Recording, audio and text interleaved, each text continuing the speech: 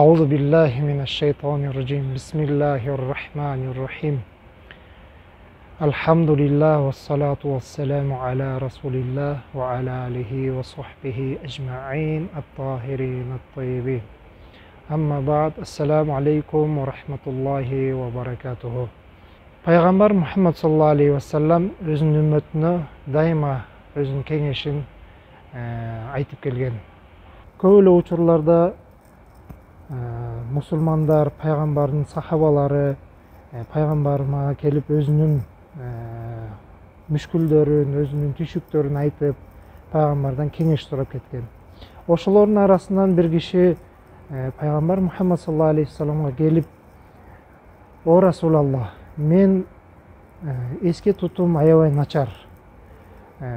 Еске тутум начар болгондуктан сиз мага бир кеңеш айтсаңыз, мен ошону аткарып, еске тутум бир жакшырып, динге болгон көз карашым, жана да динге болгон диндеги айтылган насааттарды, жана да башка аяттарды, хадистерди жаттоого мүмкүнчүлүгүм болсо дейт пайгамбарыма кайрылат. Ал кезде Мухаммад саллаллаху алейхи вассалам ал кишиге айтты: күнүнө 3 жолу бул дуаны дайыма кайтарып жүр деди. Аллахумма жа'ал нафси мутмаиннатан ту'мину билиқаика ва тaqna'u би'атаика ва тарда биқадаика. О жараткан, менин напсимди ишеничтүү кыл, сага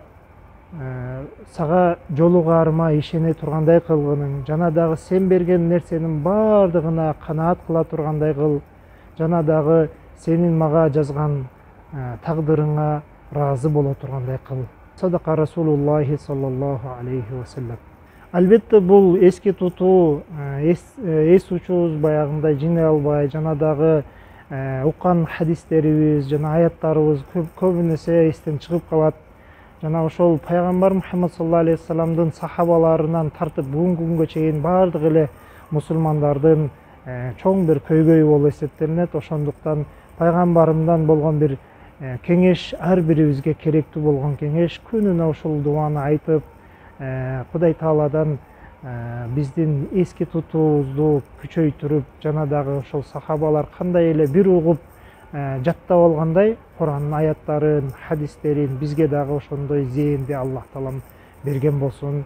Бул дуадан пайдасын көрөлүк. Жазакумуллаху хайран.